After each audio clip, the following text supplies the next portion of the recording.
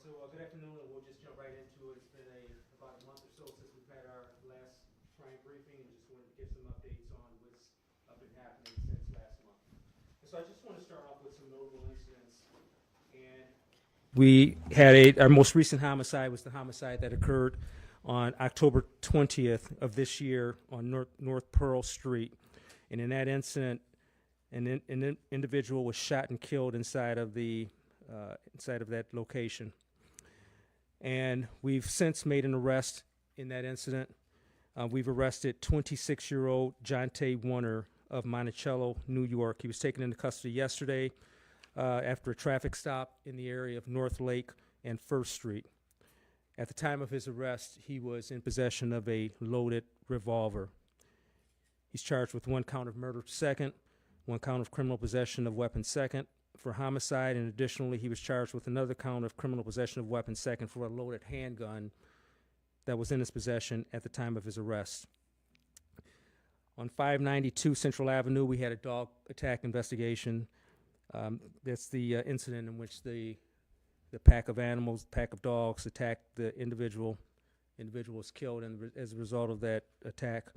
Right now, it's still an ongoing case, complex investigation. We're working closely with the district attorney's office on charges in that case, and all of the dogs are still currently at the Mohawk Hudson Humane Society. We had a shooting at Madison Park on Saturday, October 19th of this year at about 4 o'clock in the morning.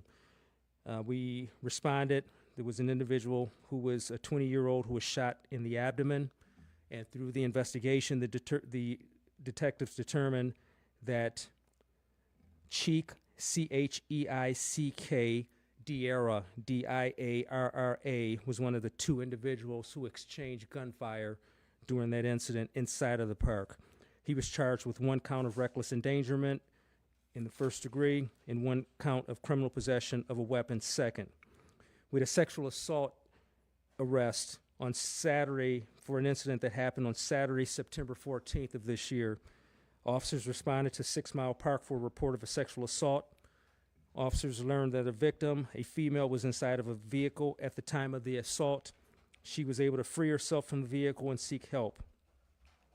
On October 10th of this year, Danielle Perkins was arrested in connection with that sexual assault, and he was charged with 1 count of sexual abuse third, 1 count of rape first, 1 count of rape third, and 1 count of endangering the welfare of a child.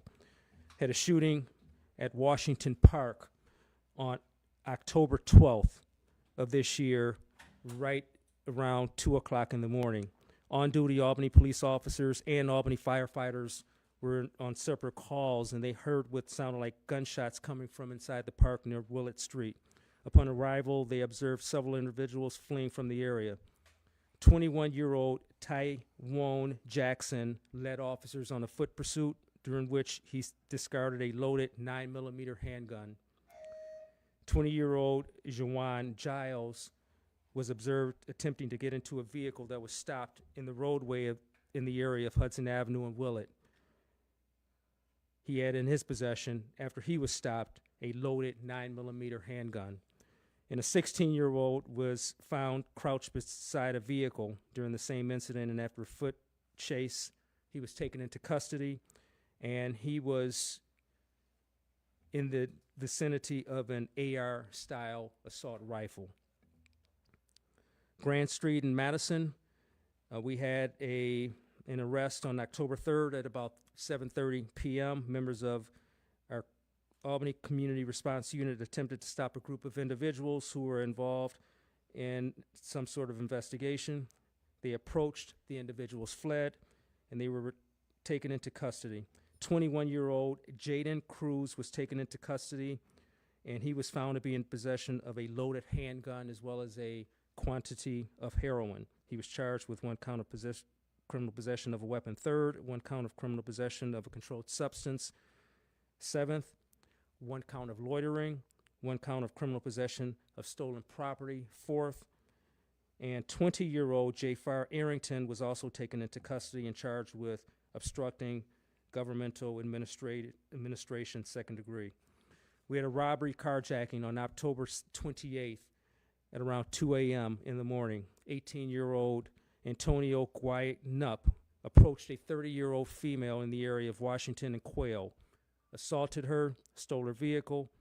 Approximately 1 hour later, the suspect was observed inside the vehicle by officers in the area of Myrtle and South Pine Street, and a traffic stop was initiated. He refused to stop. He eventually exited his vehicle while it was still in motion. He was taken into custody, and he was charged with 2 counts of robbery second, 1 count of grand larceny third, 1 count of unlawfully fleeing a police officer in a motor vehicle, and 1 count of reckless endangerment second degree. And we also had a stabbing on Lark Street on Thursday, October 24th at about 1:15 in the morning. Officers were on patrol, and they observed a fight in front of Cafe Hollywood. While breaking up the fight, the officer located a 42-year-old male with a stab wound in his neck. Through the investigation, it was determined that the suspect in this case was armed with a knife, was involved in a physical altercation with another person. During the altercation, the victim attempted to intervene, and the suspect in this case recklessly swung the knife around and struck the individual, the victim in this case, in the neck. The suspect was charged with assault third, 1 count of criminal possession of a weapon third, and 1 count of criminal possession in the 4th degree. And one of the common themes that we're seeing in a lot of our notable incidents is that a lot of these arrests were occurring in some of our hotspot areas. And a lot of these arrests they occurred immediately after these incidents were happening. In a lot of these cases, the officers either witnessed the actions as they were occurring, or they actually heard what was happening, and they were able to quickly respond and to resolve these incidents. So it's an example of how deploying our officers in these hotspot areas have allowed us to quickly resolve a lot of these incidents that have been happening. Officers have actually been there, and we were actually able to take some of these individuals into custody during these incidents.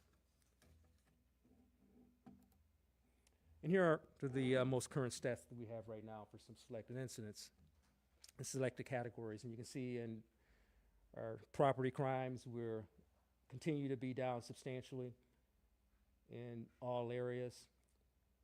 And total Part 1 crimes are the property crimes combined with the crimes against persons that we have, and some of the other violent crimes that we've had that we show on the screen right here. And so we continue to see progress in a lot of our major areas. Our homicides are now down over 30%. We credit hard work from our officers. We credit the diligence in investigating and in bringing some of these individuals into custody and showing that these heinous acts of violence will not go unpunished. And also by community groups who have been extremely active over this year in helping us to address some of the underlying issues that were driving some of the homicides that we're seeing in our city. And of course, we have 2 categories in shootings with our victims and our shooting incidents where we're slightly up. And I just want to talk about those 2 categories just briefly. And so right now we're up 16% in shooting incidents compared to last year, and we're up 15% with shooting victims compared to last year at this time. But it's important to note that last year we had significant decreases in both those categories. Last year with shooting victims, our shooting victims actually declined 25% last year from the previous year.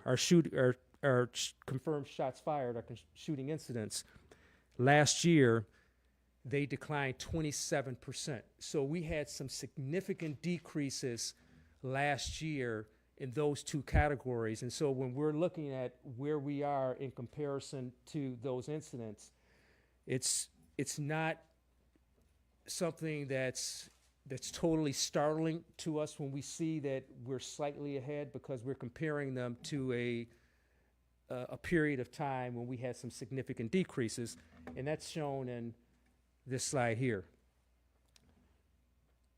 So in 2020, as most of you know, and as our community knows, we saw this significant increase, this significant spike in shootings in our city. Shooting victims increased dramatically. Our shootings in our city increased dramatically. Our shooting victims increased dramatically. And so during that period of time, our focus was on putting together strategies to address those, especially those two categories. And so we doubled down on a lot of our gift strategies that we were working with the state, partnering and collaborating with other members of the community, making sure we were giving our officers and our detectives the tools and the resources that they needed to address this startling, at that time, spike in shootings and shooting victims in our city. And as you can see, the trend line has clearly gone down. We're clearly moving in the right direction with those two categories. And when you look at where we are right now compared to our 5-year average in those categories, with shooting incidents in our city, we are actually down 13% compared to the 5-year average. And with shooting victims, we're actually down 18% compared to the 5-year average. And so when we have these slight increases at certain periods of the year, we try to keep it into context, and we try to look at the overall picture to make sure that despite some slight increases right now in those categories, we ask ourselves, are we still trending in the right direction? And clearly, when you look at where we are and where the data is telling us, we are. And in fact, it's my expectation, at the end of this year, that those categories, the end of the year categories, will in all likelihood be decreases from even last year in the numbers that we had, the significant decreases last year. So the message that I'm sending out with those two categories is that we're clearly trending in the right direction. We still have another couple of months to go in this year to work on those categories. We're trending in the right direction, and we're going to continue putting in the work with those.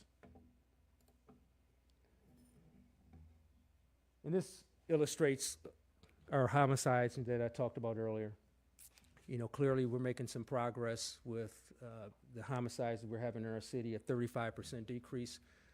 You see a lot of cities who are celebrating double-digit decreases in that category.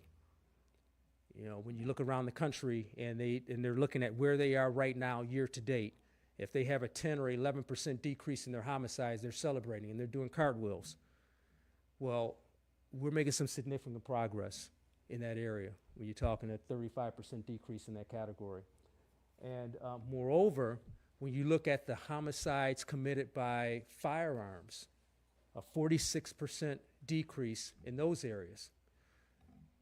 And what's significant about that is we've been saying for the last 2 or 3 years, despite the fact that our homicides have remained pretty stagnant in terms of our numbers over the last 2 or 3 years, we were expecting this to happen. We were expecting at some point for these numbers to come down significantly, because 80% of homicides are committed by firearms. And we know that. But we also knew that we were making some significant progress in addressing firearms-related violence in our city. So it was only a matter of time before we started to see some of the progress we were seeing with overall firearm activity in our city start to become reflected in the amount of homicides that we're seeing in our city. And so we expect this trend to continue. We had some anomalies. We had some outliers our last 3 or 4 years when it came to homicides. We had 1 year where we had 5 or 6 motor vehicle negligent homicides that were included in our homicide rate. We had 1 year where 30 or 40% of our homicides were domestic related or related to individuals who were with intimate partners or close interpersonal relationship type deals. So we were seeing all of these anomalies for all these years.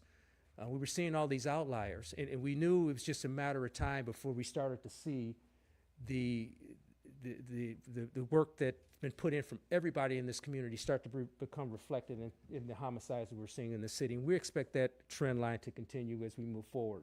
And a lot of that is because of taking these guns off the street. 163 guns, illegally possessed weapons, taken off our streets so far this year. I mean, significant. Any one of those weapons could have been a weapon that could have been used to harm or to fatally injure someone in our city. Taking illegally possessed weapons off our streets work. Our officers are doing a very, very good job. They're doing an outstanding job of identifying these individuals who have these illegally possessed weapons, taking these illegally possessed weapons off the streets, and prosecuting those who have them. And it's starting to become reflected in the data and in some of the other violence that we're seeing in our city. And this just shows the 5-year average that I talked about before in terms of some of our major activity.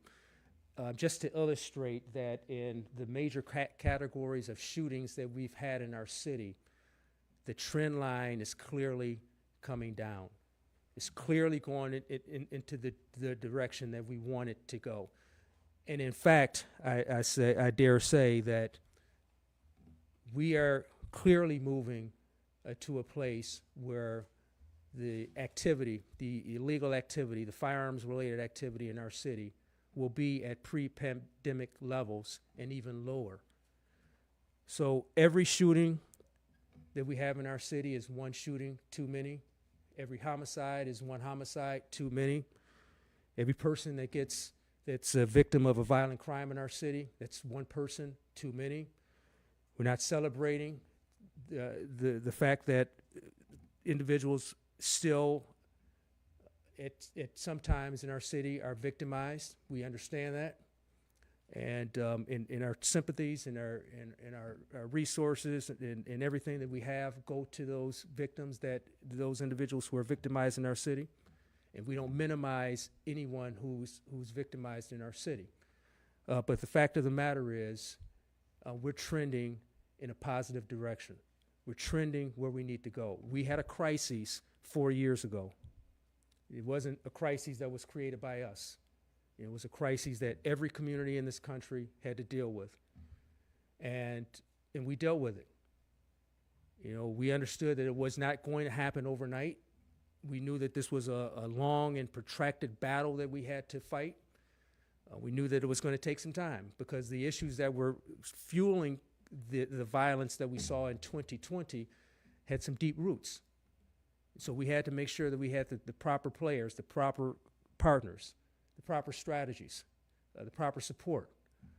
And when you look at where we were in 2020 and where we are now, we are clearly heading in the right direction. And so I'm very, very proud of the work of our officers, are very, very proud of the work of this community and working with the officers. I'm very, very proud of the support that we got from the mayor's office in making sure that we had the resources and tools to do what needed to be done. And we're looking forward to making sure that these numbers continue in a positive direction. And in terms of hotspot policing, just want to quickly go over this before I turn it over to the mayor. 4 or 5 years ago, we identified some areas of our city that had some heightened levels of activity.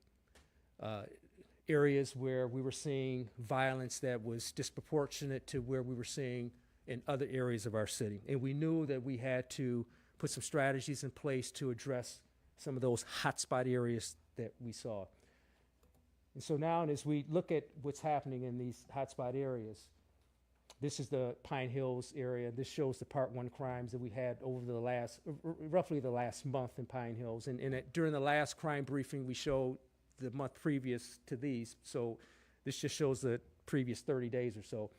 But as you can see, you know, there's not much going on in these areas. Here's North Swan and Livingston area. Not a whole lot going on in terms of the Part 1 crimes. Got Lark Street, nothing at all during the last 30 days. Got Pearl Street, very little activity. The Madison and Grand area, very little activity. And it's just graphically just kind of shows where we are in terms of weekly activity in those areas. And so the takeaway with these hotspots is that the hotspot policing strategies that we put in place have been working.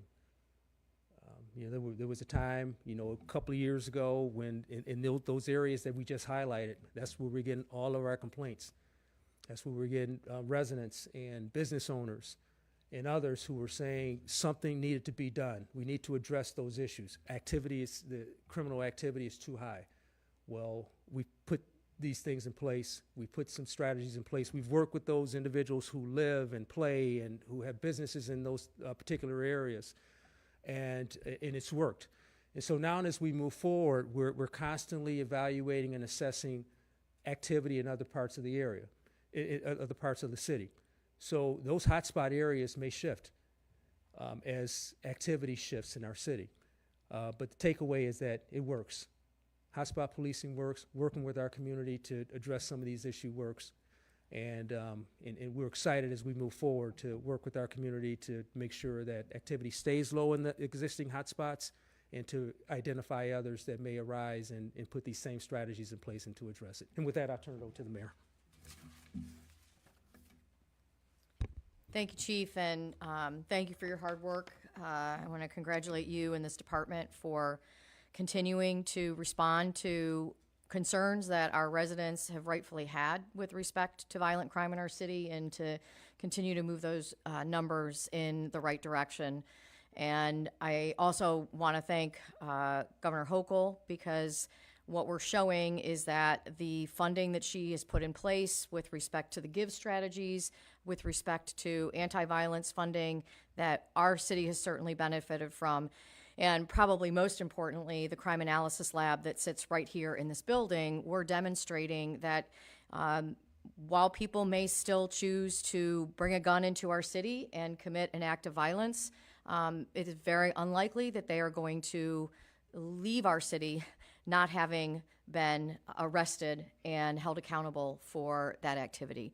And so we want to continue to get that message out, that we have the tools in place, that we have the workforce in place, that we have a detective's office, and really throughout every rank of this police department, a laser focus on getting people who choose to engage in acts of violence off of our streets. And we will continue that commitment, and we will continue, I believe, to see these trends, because these trends happen when those relatively small percentage of individuals who choose to arm themselves and commit acts of violence are arrested and taken off of our streets, that our streets are safer. So that has been the focus of this department, and that progress has been tremendous. I think the other thing that we had a press conference about yesterday, and I hope that that got covered, and what I'm really trying to separate from our police briefings and what we talk about when we're talking about what this police department is doing is the fact that we also have a significant number of individuals who are homeless, who are suffering from mental illness, substance use disorder, and we need to have strategies to address those issues as well. Because oftentimes when people say that they're concerned about public safety, it's because they saw a homeless person when they were walking down a particular street, or they saw an individual standing at the exit ramp holding a sign, or they saw someone at a bus stop with a grocery cart full of all of their belongings, or because they went to a park and it is unacceptable, but found drug paraphernalia, including needles there. And so that is part of a separate effort that the city is engaged in. It's part of what our neighborhood services department is focused on. It's part of why we are using our opioid settlement money in partnership with the county. And yesterday we introduced people to the street treatment team from Albany Navigates, who are out making contact with individuals who are experiencing homelessness, who are unstably housed, and directing them to the services that are available and the services that they need to get help. So when we look at the overall quality of life issues that we're hearing about, we are very responsive. And I also am very clear that it's not for us to lay all of that at the feet of our police officers. Our police officers, and we're demonstrating it with these numbers, are continuing to make our city safer, driving down Part 1 crimes, the things that truly make people unsafe. And as the chief said, any victim is one victim too many. And those efforts are working, those strategies are working, and we're going to continue to work to drive down those numbers to make Albany the safest city in America. And I, again, want to thank the chief. I know he's with us a little while longer, but as we transition, this department is demonstrating that it has not taken its eye off the ball. I was asked by some reporters with the announcement of the chief leaving, was I worried that crime was going to increase or that there was going to be a loss of focus, and I don't have that concern at all. We have an incredible command staff. We have a committed workforce, and I am confident that we will continue to see these numbers trend in the right direction to keep our community safer. With that, I think I heard you say that people who come into the city and commit a crime are likely to get arrested.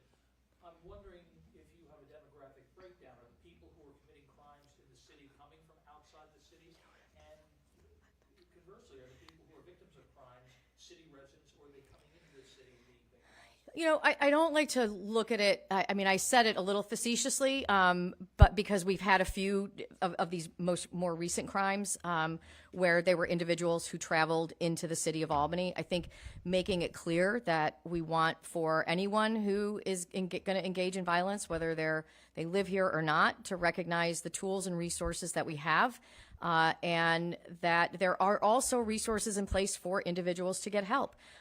Part of our GIVE strategy is to work with people who are likely to be shooters or likely to be shot, and offer them, whether it's housing, workforce development, jobs, whatever their needs might be, so that they can choose a different path. And so, you know, that's the work that we do, and we have seen you know, the challenges. I think the reason that I talk about Albany is that because we are the largest city in the region, because this is where all of the social services reside, because this is where virtually every mental health, group home, halfway house, all of those services are located in the city of Albany, that I want to ensure that as a region, we recognize that when we're talking about homelessness and when we're talking about mental health issues and drug addiction, we are talking about people who are coming from all over. You know, we unfortunately had a woman who walked down Central Avenue and broke the windows of several businesses, clearly suffering from some sort of mental health crisis, who was not only not from the city of Albany or the county of Albany, but was from quite a distance away, but had come here. We have people who are literally given bus tickets to come to Albany because communities say, we don't have the resources to help you. Here's a bus ticket, go to Albany. And so I say that not by way of saying we need to, you know, lock the doors and throw away the key, but I say that by way of saying that all of us have to recognize that this is an issue. And that when those who grumble, you know, oh, this is happening in Albany, they need to realize it could be their next door neighbor's son who's suffering from substance use disorder and is now homeless and on the streets here in the city of Albany. We all have to own this, and we all have to ensure that we're bringing the resources to bear to address those underlying issues. Is there a concern at all that the migrants at the end of the year will kind of go into the homeless community in Albany? So we're really working very closely on that issue. I am really pleased to know that the overwhelming majority, I believe that the county announced something like 95% of asylum seekers who have come into our community now have work authorization. And so that means that they have the ability to legally work, to pay the rent, and to establish themselves and continue on whatever path they're on, whether they're ultimately successful as asylum seekers and remain in our community. And so I think that is a very positive sign. And it's far easier to address housing when people are able to be stably employed.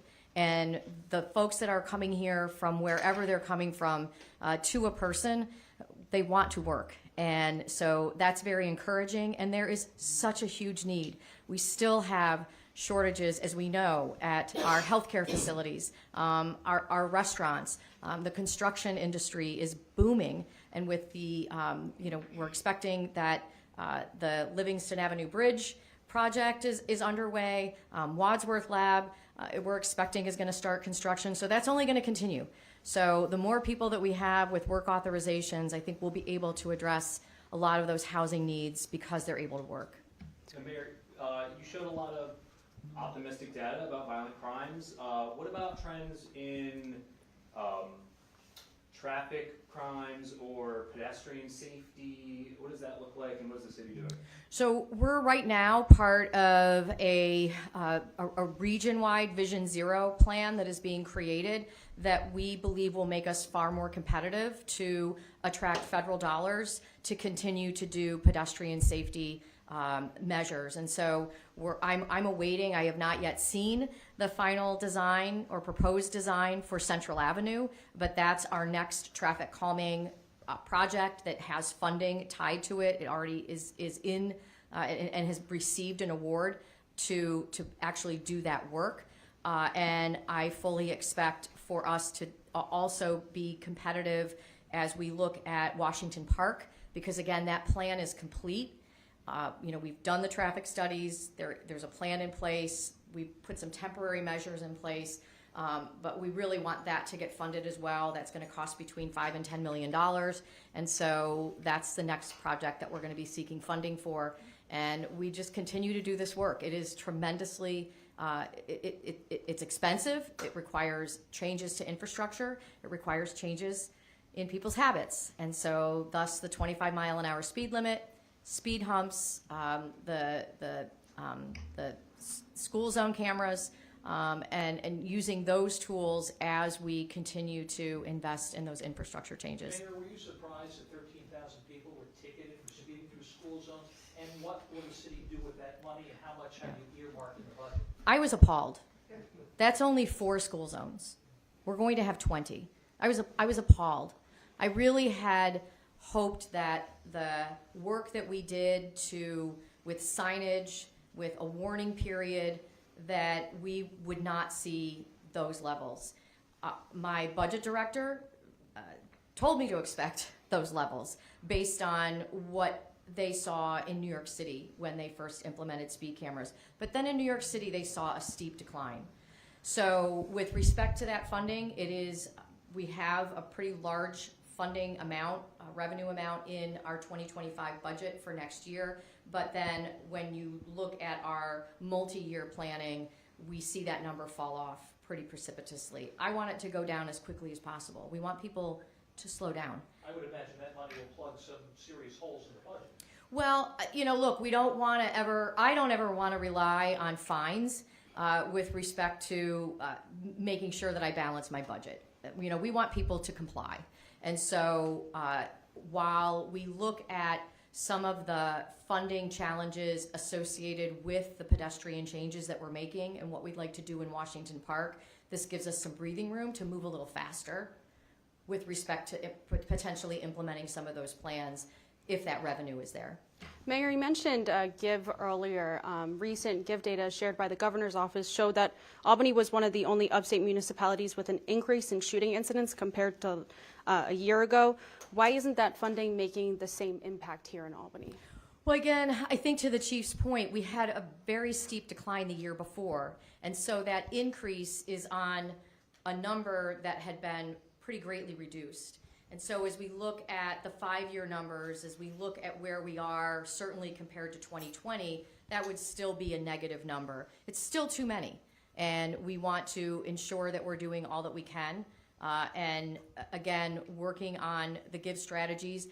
one of the challenges that we've seen this year is that the give strategies are really focused on those who we know are involved, for example, in activity that might lead to them being in possession of a gun or potentially being a victim. And many of the shootings that we've seen this year haven't fit that description. They've been interpersonal disputes among people, some of whom have never really been involved or on our radar, so to speak, with respect to being involved in violence. And so, I was at a meeting down in Baltimore with mayors who are part of Mayors Against Illegal Guns. And it was interesting to talk to, for example, the mayor of Allentown, Pennsylvania, similar in size. And what he and I both shared was that we can tell the story behind each and every homicide in our city. While the numbers and the percentages none of it is acceptable, we know the story behind each and every homicide, as opposed to, for example, we were in Baltimore, where for decades they've had 300 plus homicides every year.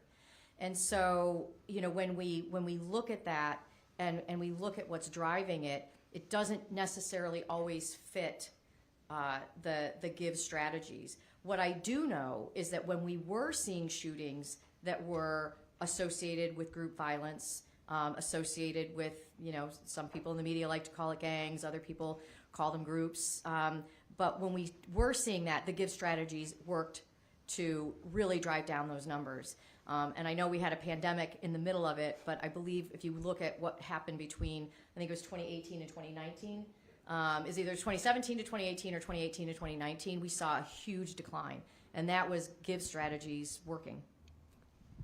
There have been calls for a higher tech camera system to be installed by the city and the department instead of having to rely on business cameras to catch crime. Is there any conversation around that either? We have a combination. So we have continued to deploy cameras throughout the city, and we have funding in our budget for it. This is not a budgetary issue.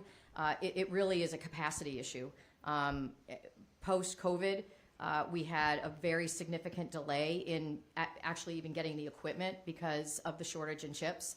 And so we're continuing, though, to purchase those cameras. We have a vendor. We identify locations, and they're getting those deployed. When you deploy a camera and it's within the city network, I know people get frustrated because it feels like it takes too long. I get frustrated, but oftentimes we'll go to install a camera and there won't be enough of an electrical source for Wi-Fi, right? So it's not just popping up a camera like you install your Ring camera on your front door. These are more complicated. They're networked. The data is stored on the cloud. But I'm satisfied that we're moving as quickly as we can with those cameras, and we truly appreciate the public's help and assistance, because even when we have an angle from our cameras, from an evidentiary standpoint, if there are other cameras in the area and in the vicinity, certainly can help with closing a case faster. In regard to the dog attack case, Chief, you said earlier that you are working with the DA's office on charges. So should we expect charges that will come from this case? I would anticipate some charges. I don't know what they are yet, but working very closely with the DA's office on this one. Complicated case. A lot of factors involved in it, but confident that some charges will ultimately be filed. And will the charges coincide with the city code violations? Because to my understanding, they did violate with the 5-pet rule. At this point, I don't know. Okay. Yeah, but they're working very closely with the DA's office, though. So whatever, I'm confident that they'll come down with some charges that are applicable and that bring justice in this case. Chief, in regards to the most recent homicide, can you provide any information on what the relationship was between those two men? I don't know. It was another senseless act of violence, though. It was one of these cases where we have individuals who they're inside of this common area of this apartment, and we know that there was some interaction between them. We know that they had some verbal interaction. And then there was the shooting. I mean, just senseless. And we consistently see it with a lot of our shootings. So, but I don't know exactly with the relationship. The suspect taken into custody in the city? Yes. Yes. In regards to that kind of the weekend that we had multiple incidents that happened 2 weeks ago, I did speak with some community members who say that they are scared in their neighborhoods and they are nervous. How are you hoping to, I guess, deal with that perception of fear when the data says otherwise? And that's a difficult thing because we can put out all the data that shows that it's going down and that crime is going down, but people feel what they feel. And so we understand that that's a big part of policing. That's a big part of keeping this community safe is accepting, acknowledging that people have a fear of crime and a perception of crime in certain instances, even if the data is showing otherwise. But I think the way to deal with that is by having these sorts of forums. Getting information out there, getting correct information out there, accurate information, getting out there timely, making sure that we have officers who are out in the field who are sharing this information with those who may feel a little uneasy about some of these things, and then making sure that that folks who feel this way know that, for example, up in the Madison Park area where we had some most recent acts of violence in that area, that's one of our hot spots. We've had officers in that area. We've been monitoring the activity in that area all summer. The activity has been basically nothing all summer. And when that senseless act of violence occurred, officers were right there because we had strategically put those officers there because it's a hot spot. They heard what happened. Our response time was instant. So they were able, because of our strategies that we have in our department of identifying areas that we may have some heightened possibilities of activity, having officers in that area, giving them the resources, support they needed, and when it happens, they're right there. They're right there to make an arrest. They're right there to render aid, and it shows the community that we can't prevent every senseless act of violence. But what we can do is make sure that we have our officers there to deter what we can, and if it does happen, have them there to take these individuals into custody. We've seen this consistently in our hotspot areas and as well as other areas of the city. And in the weekend that you're talking about, it was the same way, making sure that we bring justice to those when it happens, but just continue our efforts in those areas. Chief, how's staffing in the department and how are recent recruitment events? Staffing is still low, and it's, I think we're 60 plus of sworn vacancies at this point, and it's remarkable that this department is able to provide the level of service that it's providing to this city, despite a 20% plus reduction in the amount of personnel resources to address it. We understand that everybody wants a cop on the corner. We understand that everybody wants to see a police officer every 10 minutes riding down their street. And we try, but it's just not possible when you have that fewer officers to deal with to handle these things. But we don't use it as an excuse. We know that we have fewer resources to work with, and so we put some things into place to adjust and to make sure that we're flexible and versatile despite some of these challenges, and it's reflected in our numbers. Despite having fewer officers, we've got officers in hotspot areas that are hearing stuff go down, and they're taking people into custody when it happens. Despite having fewer officers, we're out there bringing our homicide closure rate well above the national average. National average is somewhere around 50%. Our homicide closure rate in this city is 85% plus. And I'm confident that by the time this year is over, we're going to probably be 100%.